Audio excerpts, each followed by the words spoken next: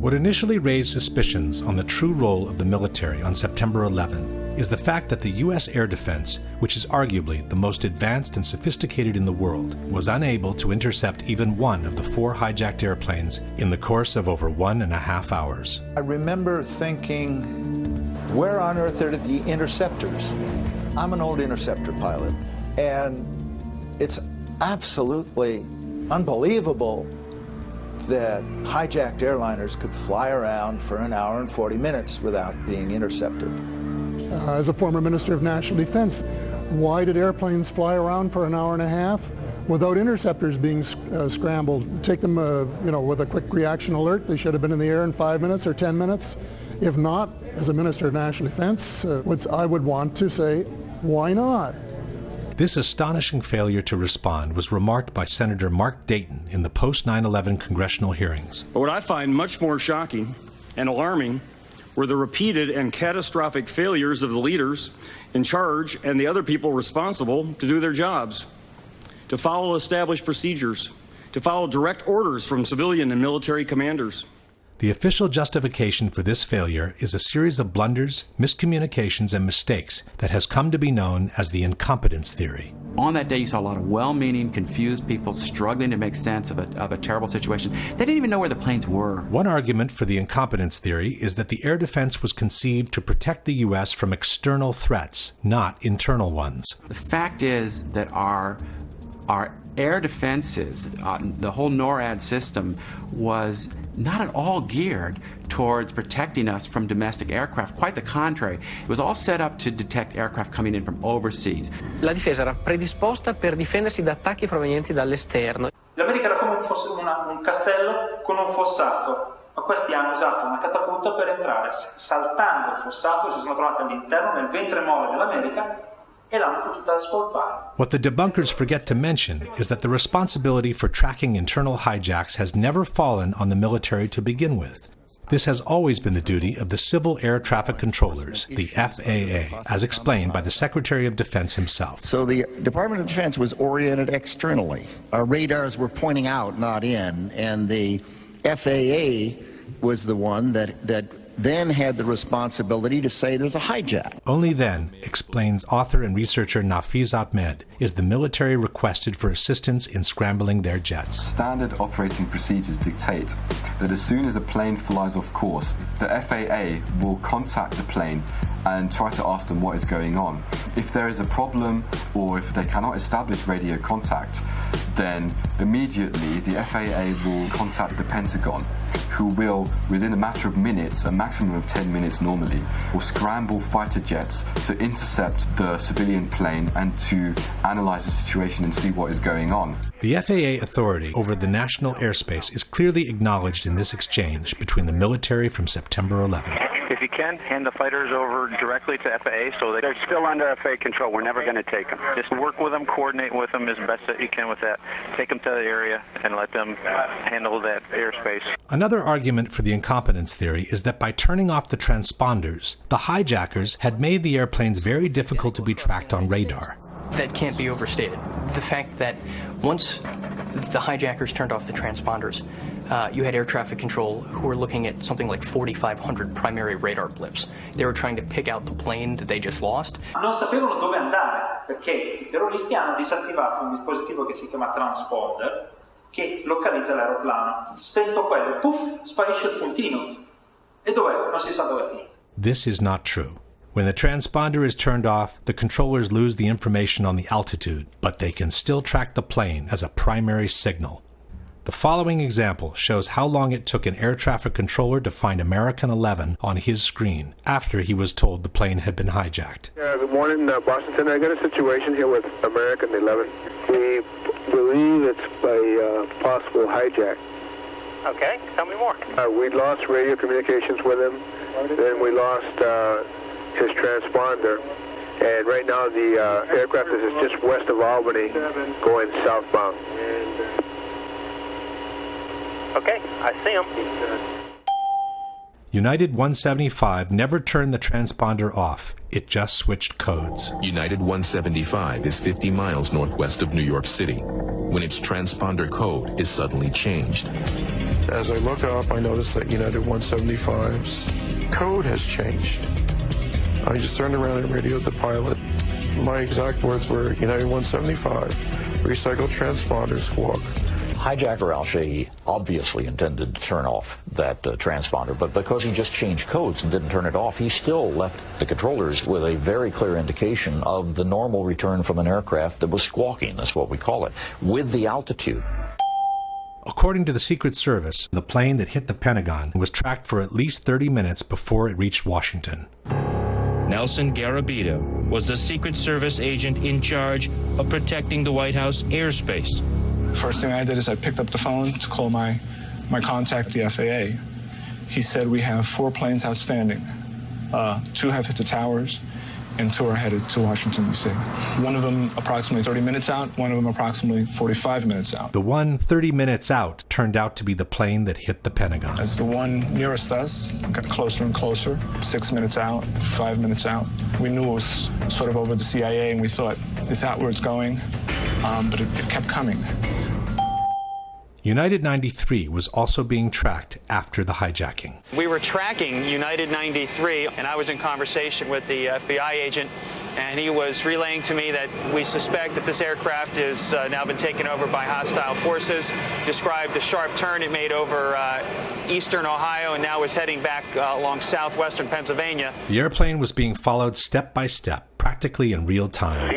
Right now, he is west of Johnstown still, 12 miles. At some point, it even turned the transponder back on, showing not only its position, but also the altitude. It looks like he's still turning. Hey, his transponder just came back on and it was showing 8,000 feet, 200. 8,200 feet? 8,200 feet, and he's on the same code that he was before. Save for some moments of confusion, the 4 airplanes were being tracked by air traffic controllers all along. The real reason for the failure to intercept the 4 aircraft seems to have been the high number of military exercises that were being run by NORAD on September 11 out of their base in Cheyenne Mountain, Colorado. As Webster Tarpley noted in his book 9/11 Synthetic Terror, staff exercises or command exercises are perfect for a rogue network, which is forced to conduct its operations using the same communications and computer systems used by other officers who are not necessarily party to the illegal operation. Interestingly enough, on the evening of September 10th, the security level for the NORAD computer system called Infocon had been dropped to normal, the lowest level. This made it easier for anyone to penetrate or compromise the computer networks of the air defense system. On September 11, between 4 and 10 military exercises had been scheduled, some of them involving false hijacks of commercial airplanes. This unusual number of exercises had 2 major consequences. 1, they moved a large number of fighters out to Canada and Alaska. 2, they created a major confusion in the system as soon as the real hijackings were reported. We have a hijacked aircraft headed towards New York, and we need someone to scramble some F-16s or something up there to help us out. Is this real world or exercise? No, this is not an exercise manifest. The process of authorization for scrambles was lengthy and complicated. Hey, I just talked to Otis here, and they said they needed a NEADS authorization. Confusion and pressure kept mounting. I don't know where I'm scrambling these guys to. I need a direction, destination. At times, communications were jammed. If you could do me a favor and have them call us, we cannot call out for some reason. Some in the military quickly realized the simulations were causing a problem. You know, let's get rid of this goddamn sim. Hey, turn the sim switches off. Just get rid of that crap. I hope they cancel the exercise because this is ridiculous. But they were not canceled. Even after both towers in New York had been hit, when everyone knew America was under attack, the war games continued. You guys watching the news? Yeah. I wasn't sure. I've been watching for about 10 minutes. They suspend the exercise now? Not at this time, no. Apparently, someone took advantage of the situation. While the plane headed for the Pentagon was quickly approaching from the west, an unknown source, which was never identified, reported that American 11 was headed towards the Capitol even though the plane had already crashed into the North Tower. I just had a report that American 11 is still in the air and it's heading towards Washington. Okay, American 11 is still in the air. This attracted all the attention towards the so-called phantom plane. He's still airborne, he's still a hijack out there, but we can't get a position on him. The jets from Langley were prepared to intercept it. I don't know if they might want to alert some aircraft down there, though, too. We have Langley on battle stations right now. Okay. Then they were scrambled straight for Washington. Foxy, scramble Langley, head towards the Washington area. Roger that. But a different command post, called Giant Killer, sent the fighters out to the ocean. Say again where you want him? We want him in the Whiskey 386 area. This didn't sit well with the operations center. Freaking Giant Killer in their wisdom sent him out over the water when we scrambled him to Washington. By the time the plane headed for the Pentagon was circling the Capitol, it was too late for the Langley jets to intercept it. Even after the Pentagon was hit, the war games were not suspended.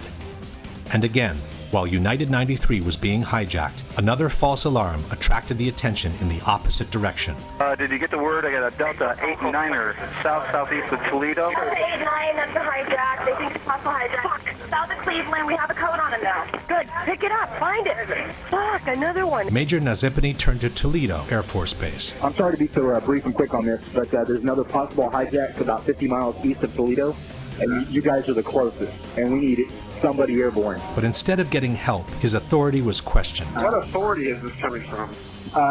What authority is this coming from? The DO is the best I can tell you. Nazipany vented his frustration to his superior, Colonel Marr. He's going to tell his commander, the commander's going to call you because he doesn't believe the authority. Then they tried Duluth Air Force Base. What about Duluth? Okay, Duluth, you got no fighters. Nazipany went all the way to the western quadrant looking for help. This is Major Cheney. Who is this? Hey, Kenny. This is Nasty. How you doing? Hey, doing all right. Hey, we're not doing so good right now. What I'd like to do, possibly steal some aircraft out of Fargo from you guys. But here, too, there were no planes ready for scramble. They're going to get 2 aircraft up in about 15 minutes. They tried Syracuse, but 20 minutes was the best they could do. Syracuse 2 airborne in 20 minutes. They tried Alpena, but the planes were just returning from their training. The Alpena thing isn't what we thought. There's 4 guys coming home from the range right now. They started looking for planes that were already up in the air for exercises. So, anybody in training, send them home. These moving missions of Falcon, send them home. But those planes were spent at that point. They got no weapons. They just go around straight around up to the range. They blew all their load. By the time refueled and armed jets were finally scrambled, the Delta flight turned out to be another false alarm. He was a hijacked aircraft. He is not a hijacked aircraft. He's taking precautionary measures and he's landing at Cleveland Center. Only after the Delta flight had landed were the war games finally suspended. So this is Captain Terracon, Ground Control. Yes. What we need you to do right now is to terminate all exercise inputs coming into Cheyenne Mountain. By then, also the 4th hijacked airplane had been turned into a pile of smoking rubble. Yet General Myers, who was the highest military authority on September 11, has denied that the war games affected the military capacity of response. And the question was whether or not the activities of the 4 war games going on September 11th actually impaired our ability to respond to the attacks. The answer to the question is no, did not impair our response. General Myers forgot to mention that on the morning of September 11, only 4 planes were armed and ready to intercept terrorists in the eastern region of the country. I've determined, of course, that with only 4 aircraft, we cannot defend the whole northeastern United States. That was the sensation of frustration, of I don't have the forces available to do anything about this. Myers instead has even suggested that the war games helped the military response. General Eberhart, who was then the commander of North American Aerospace Defense Command, as he testified in front of the 9/11 Commission, I believe he told them that it enhanced our ability to respond. What that means is all the battle positions that are normally not filled are indeed filled. So it was an easy transition from an exercise into a real-world situation. Again, Myers forgot to mention that the transition took place only after all tragic events had ended, around 11 o'clock. By 11 o'clock, the sense of alarm had spread across the country. Fighter jets actually patrolling the skies. It was a war zone. Our skies were turned into a war zone. Everywhere you turn, it was military jets and helicopters everywhere. George Bush returned to Washington on the evening of September 11. The president finally returns to Washington. An escort of 6 helicopters was waiting for him. 300 fighters were defending the skies. Had there been 300 fighters ready to defend the skies on the morning of September 11, Would the terrorist attacks have turned out the same way? This leads us straight into a pivotal question. Was the choice of scheduling so many exercises in the same day just a misfortunate call, or was it intentional? To answer this question, we need to take a closer look at some of the warnings the U.S. had received in the months prior to September 11. By the spring of 2001, the system was blinking red, according to intelligence chiefs. The U.S. administration has always maintained that they knew the attacks were on their way, but they didn't have specific information on them. I knew there was another attack planning. I knew there was another attack coming. And the obvious question behind that is, well, why didn't you do something about it? We had no specific information. It was not specific as to time, nor place, nor manner of attack. No specific threat involving really domestic operation or involving what happened, obviously, the city's airliner and so forth. There were no warning signs that I'm aware of that would indicate this type of operation in the country. All these statements are false. A joint congressional inquiry on September 11 has revealed that in spring and summer of 2001, there had been a flood of warnings about possible terrorist attacks in the United States, some using airplanes as weapons. In fact, as reported by the New York Times, American aviation officials were warned as early as 1998 that Al-Qaeda could seek to hijack a commercial jet and slam it into a U.S. landmark. The London Times has revealed that the British MI6 had warned the American intelligence services about a plot to hijack aircraft and crash them into buildings 2 years before the September 11 attacks. Russian President Vladimir Putin has said publicly that he ordered his intelligence agencies to alert the United States last summer in 2001 that suicide pilots were training for attacks on U.S. targets. German intelligence alerted the CIA in June 2001 that Middle Eastern terrorists were training for hijackings. The Sunday Herald has confirmed that Britain gave President Bush a categorical warning to expect multiple airline hijackings 1 month before the September 11 attacks. Then there was the infamous August 6th memo. President Bush was told in August that Osama bin Laden might be planning an attack involving the hijacking of U.S. aircraft. It's titled, Bin Laden Determined to Strike in U.S. The 2-page memo states, FBI information indicates patterns of suspicious activity in this country, consistent with preparations for hijackings or other types of attacks. Maybe it's no coincidence that the FBI advised their own boss to stop flying commercial airliners as early as 6 weeks before 9/11. Why is the Attorney General of the United States doing all his air travel by specially chartered jet?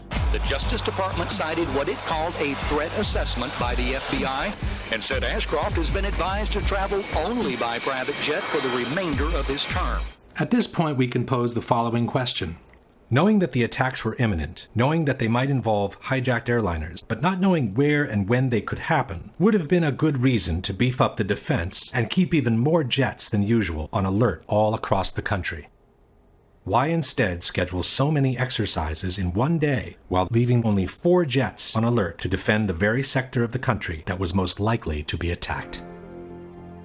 To bring even more confusion into the situation was a series of last-minute replacements and unexplained absences within the chain of command.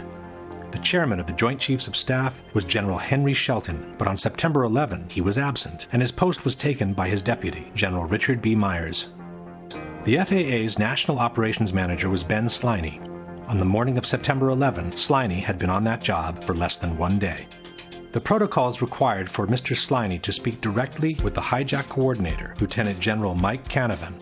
But Canavan on that day was in Puerto Rico, and apparently he had forgotten to designate a replacement. In regards to the ensuing confusion, Mr. Sliney has stated, "That's incredible. There is only one person. There must be someone designated or someone who will assume the responsibility of issuing an order." At the head of the National Command Center was General Montague Winfield. But on the evening of September 10th, Winfield instructed Captain Charles Leidig to take his place on the following morning. Leidig had been just recently certified for that post and was also on his first day on the job. At the operation command of NEADS was Colonel Marr. When Marr called his superior, General Arnold, to get authorization to scramble the jets from Otis, he was told that Arnold was in a meeting where he could not be reached by telephone. Marr had to physically send a messenger looking for him. precious minutes were lost as Marr waited for Arnold to return his call, and when the fighters were finally scrambled, it was too late for them to intercept American 11. The top commander in charge of NORAD was General Ralph Eberhard, who was stationed at Peterson Air Force Base in Colorado. Eberhard told the 9/11 Commission that he was made aware of the first hijacking practically at the same time American 11 slammed into the North Tower. He then went to his office and saw the CNN broadcast of the World Trade Center explosion. After the second impact, writes the Commission, it was obvious to Eberhard that there was an ongoing and coordinated terrorist attack. At that point, Eberhard called General Myers to update him on the situation. But even though both generals knew the country was being attacked by hijacked airplanes, neither of them suggested suspending the war games and recalling all the fighters available as soon as possible. Furthermore, instead of getting on the phone and taking control of the situation in the most crucial moment of the day, General Eberhard chose to get in his car and drive from the Peterson base to Cheyenne Mountain. The 30-minute drive put him completely out of the loop, since Eberhard couldn't receive telephone calls, wrote the Denver Post, as senior officials weighed how to respond. General Eberhard was also the person responsible for lowering the security level of the defense computer system on the evening of September 10th. And then there was Donald Rumsfeld. As stated by the 9/11 Commission, procedures called for the hijack coordinator on duty to contact the National Military Command Center and to ask for a military escort aircraft to follow the flight. The NMCC would then seek approval from the Office of the Secretary of Defense to provide military assistance. If approval was given, the order would be transmitted down NORAD's chain of command. But this kind of procedure becomes difficult to follow when the hijack coordinator is in Puerto Rico. No one knows who the replacement is. The military command is in the hands of a total rookie, and the Secretary of Defense is nowhere to be found. Donald Rumsfeld told CNN that he was informed of the Trade Center being hit some 15 minutes before the Pentagon was hit. This places the episode around 9:22 in the morning.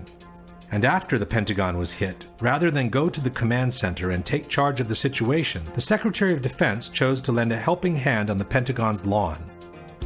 It's almost as if Rumsfeld didn't feel the need to be informed about what was happening to his country under attack. The Secretary of Defense is outside the burning building, while inside the Pentagon.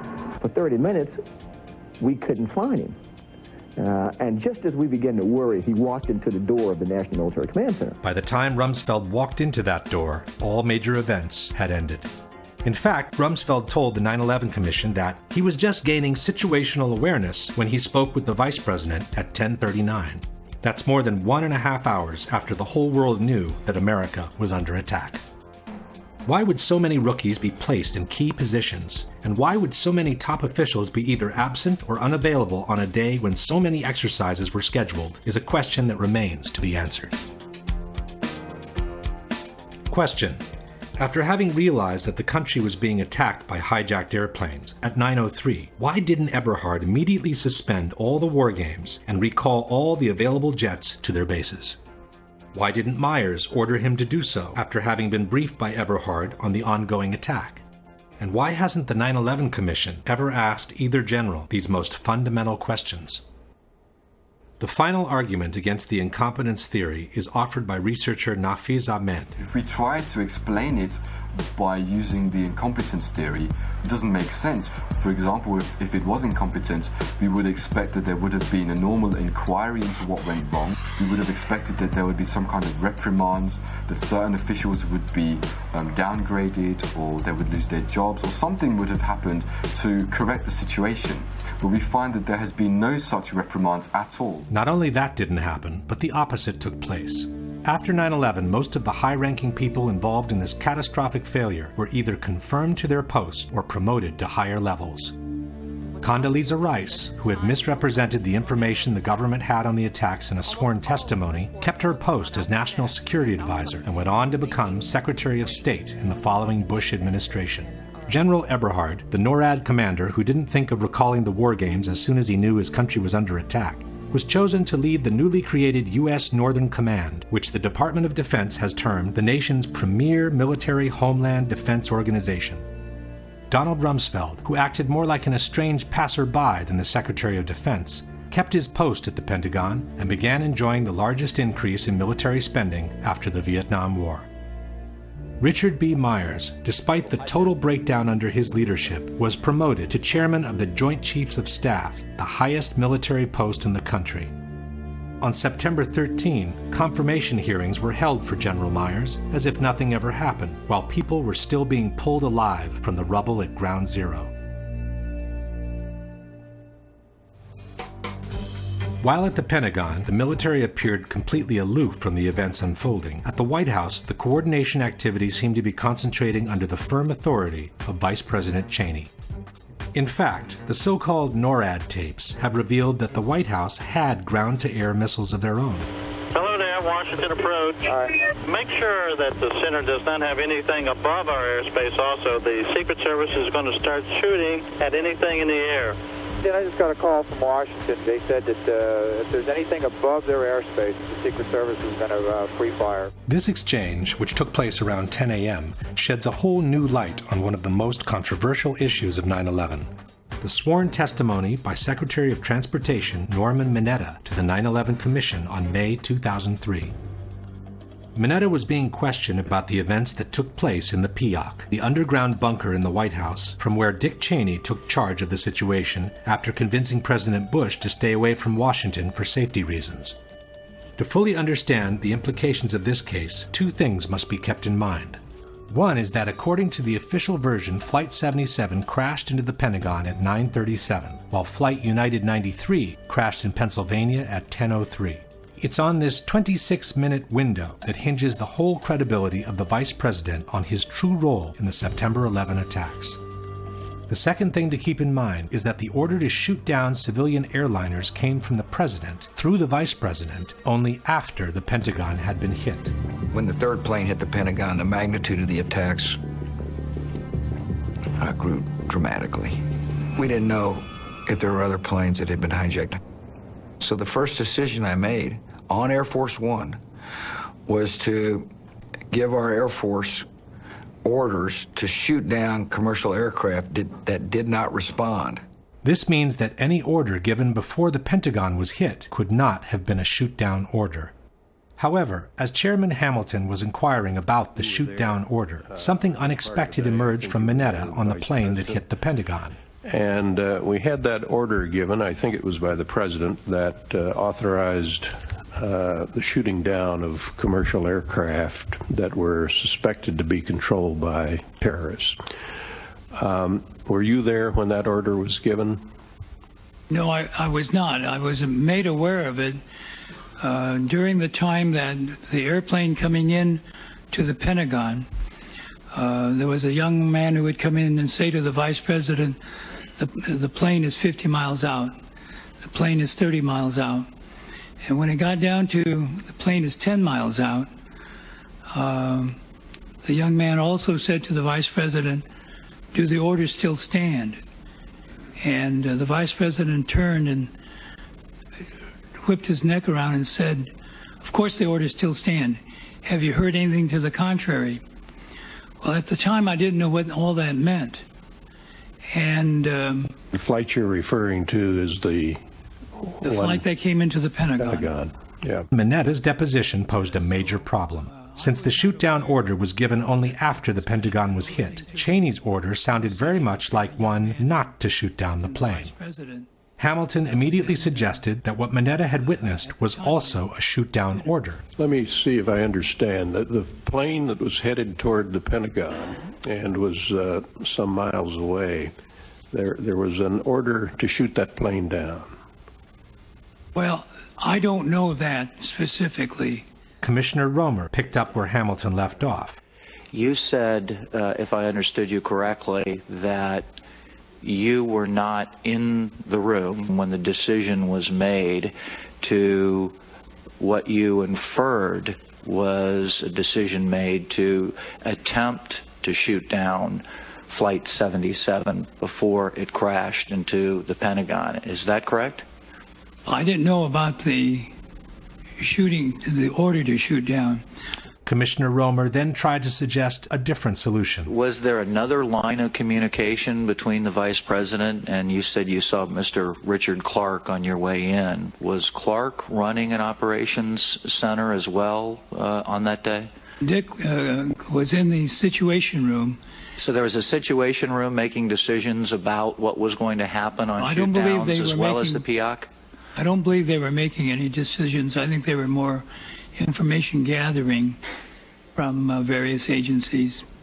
Could it have been in the Situation Room where somebody in the Situation Room recommended the shoot down and the Vice President agreed to that?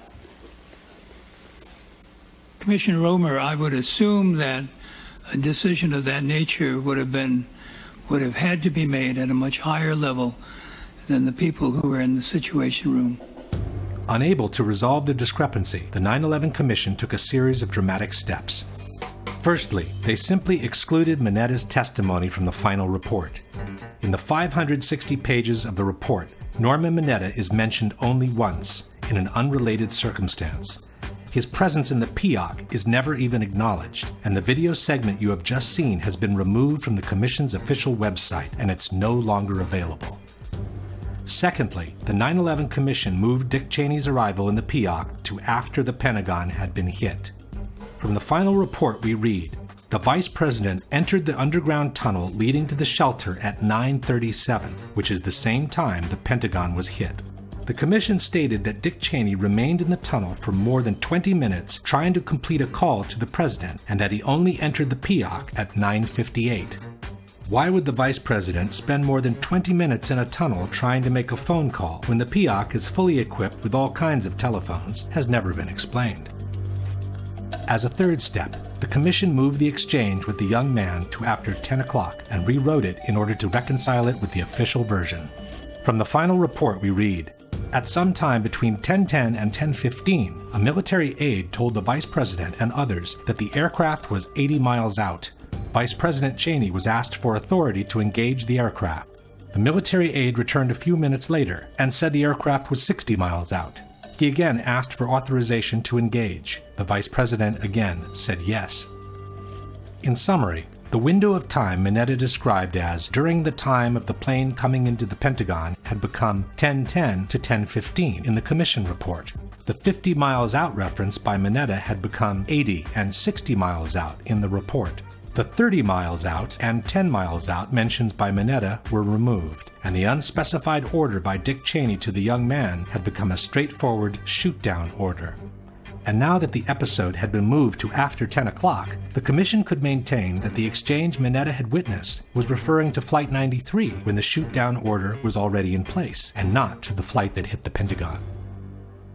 There was only one problem with this version of the events. Norman Mineta had to be terribly confused in his recollections, as he could not have been with the Vice President in the PIOC at the time the Pentagon was hit. To support this theory, the debunkers point at a statement by Mineta, who said he arrived at the White House while it was being evacuated. Since the official order of the evacuation came at 9:45, contend the debunkers, Mineta could not have been with the Vice President in the PIOC at the time the Pentagon was hit. Stavano evacuando la Casa Bianca quando ci sono arrivato. Quindi questa informazione ci permette di localizzare cronologicamente il momento in cui Mineta è entrato a Casa Bianca. But in the same deposition, Mineta also stated that he arrived at the PIOC at about 9:20 a.m. So it's presumable that he was referring to the people that had already started leaving the White House before the official order of evacuation was given. In fact, at 9:52, CNN reported that a slow evacuation of the White House had started some 30 minutes earlier, much before the official order was given. But the main problem with placing Cheney's removal from his office at 9:37 is Dick Cheney himself. On September 16, 5 days after the events, Cheney stated on Meet the Press that he was taken into the bunker shortly after the second tower was hit, which happened at 9:03. So we turned on the television and watched for a few minutes and then actually saw the second plane hit the World Trade Center. I talked to the president while I was there over the next several minutes watching developments on television, and as we started to get organized to figure out what to do, my Secret Service agents came in, and they hoisted me up and moved me very rapidly down the hallway. down some stairs, through some doors, and down some more stairs into an underground facility. And they did that because they'd received a report that an airplane was headed for the White House. There are also several highly credible testimonies that place Dick Cheney's removal from his office shortly after 9/03. ABC News quoted White House photographer David Borer saying that just after 9 a.m., Vice President Dick Cheney was in his West Wing office when 2 or 3 agents came in and told him, "Sir, you have to come with us." Agents came inside the office and said, "Sir, you have to come with us." The New York Times reported the same story. At 9:03 a.m., as Vice President Cheney was staring at the TV screen, the second hijacked airliner exploded against the Twin Towers. At that moment, the Secret Service grabbed him and hurried him down to Peoc. Richard Clarke, in his book Against All Enemies, wrote that soon after the second tower was hit, Cheney began to gather up his papers. As I left, I counted 8 Secret Service agents ready to move to the Peoc. President Bush's secretary, Ashley Estes, stated, "As the second plane hit, it didn't really click exactly what happened. Then I heard a noise, like a body bumping a door. I looked out into a hallway and saw the vice president with the Secret Service. They had kind of lifted him up and were running with him. At that point, it definitely registered what it was." Former Undersecretary of Defense Eric Edelman testified, "I was already down in the Peoc with the vice president when we got word there had been an explosion at the Pentagon." And even after 10 years, Dick Cheney has not changed his story one bit. As we watched, we saw the second plane strike, and then we knew it was a terrorist attack. Then my Secret Service agent, lead agent, came bursting through the door of my office and said, "Sir, we have to leave now." While all these testimonies clearly placed Dick Cheney in the Peoc by the time the Pentagon was hit, the 9/11 Commission has admitted that the 9:37 entry time by Dick Cheney in the tunnel was based on alarm data which is no longer retrievable. And, most important of all, Mineta himself recalls being with the vice president by the time the Pentagon was hit. So then someone came in and said, Mr. Vice President, there's been an explosion at the Pentagon. In the course of time, Secretary Mineta has never changed his story, repeatedly confirming both the location and the timing of the event. And then all of a sudden, as I was talking to him, he said, I lost the bogey, lost the target. I said, well, where is it? He said, well, somewhere between Roslyn and National Airport. And about that time, someone broke into the conversation. Said, Mr. Secretary, we just had a confirmation from a Arlington County police officer saying that he saw an American Airlines plane go into the Pentagon. That the exchange Mineta witnessed was referring to the plane that hit the Pentagon should be beyond doubt at this point. But we still don't know what was the order given by Dick Cheney to the young military, whose name turned out to be Douglas Cochran. In 2010, some researchers tracked down Mr. Cochran and asked him to clarify what the orders by Dick Cheney were. Mr. Cochran confirmed being the person involved in the exchange, but declined to elaborate. He simply stated that everything that happened on that day has been well documented. The 9/11 Commission report is the authoritative narrative on the events of 9/11. I have nothing to add. In fact, it turns out that in 2004, the 9/11 Commission did interview Douglas Cochran, military aide to the Vice President, on the inbound aircraft and on the shoot-down language used. But his interview has been withdrawn from public access, and to this day, it remains classified. While we wait for that document to be declassified, we can piece together the information we already have. 1. The sky over Washington is Class Bravo, restricted airspace. It's called Prohibited Area 56.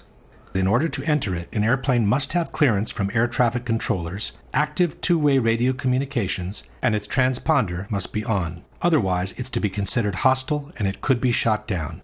2. As explained by former Secretary of Defense Caspar Weinberger, in a time of crisis, the Washington airspace goes into an actual lockdown. You would do what is being done, and that is closing off the entire airspace so that you, in effect, the whole Washington area is a no-fly zone, so that any planes that can't identify themselves that get into that are to be shot down. 3. The White House had ground-to-air missiles of their own. Hello there, Washington approach. Make sure that the center does not have anything above our airspace also. The Secret Service is going to start shooting at anything in the air. 4.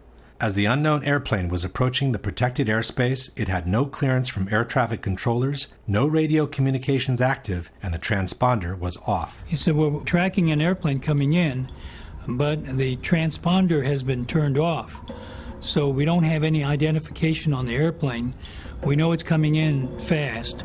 A representation of the FAA radar scope based on information obtained by 2020 shows the plane headed straight for what is known as P-56, Prohibited Airspace 56, which covers the White House and the Capitol, at a speed of about 500 miles an hour, with no radio contact whatsoever. This made it a perfect candidate for a shootdown, especially after 2 towers in New York had already been hit by an airplane. 5. The Secret Service had known about the incoming airplane for the last 30 minutes, so it's presumable they would have been ready to shoot it down if it became necessary. One of them approximately 30 minutes out, one of them approximately 45 minutes out. So we knew we had some time, but little time. Despite all this, no one moved a finger as the unknown threat kept rushing towards the Capitol. Someone came in and said to the Vice President, there's a plane out about 50 miles out. As the one nearest us got closer and closer, 6 minutes out, 5 minutes out. The same person said to the Vice President, Mr. Vice President, there's a plane 30 miles out. And then at one point, we got under a minute, and I said it's about 30 seconds out. The Washington controllers came up on the speakerphone. They started counting down 10 miles to the White House. The young man said, Mr. Vice President, the plane's 10 miles out. Do the orders still stand? And the Vice President sort of whipped his head around and said, of course they do. 9 miles from the White House, 8 miles to the White House, all the way down to 1 mile from the White House. But no missile was fired. Undisturbed, the plane circled the White House and went on to strike the Pentagon, causing the death of at least 125 people between military and civilians on the ground. Question. The Secret Service knew about the incoming plane for the last 30 minutes, was following it on radar, had the means to shoot it down, and should have done so in order to protect the Capitol, but they didn't. Why? In regards to the exchange between Cheney and the young man, can you suggest anything different from an order not to shoot down the plane as it was approaching Washington's protected airspace?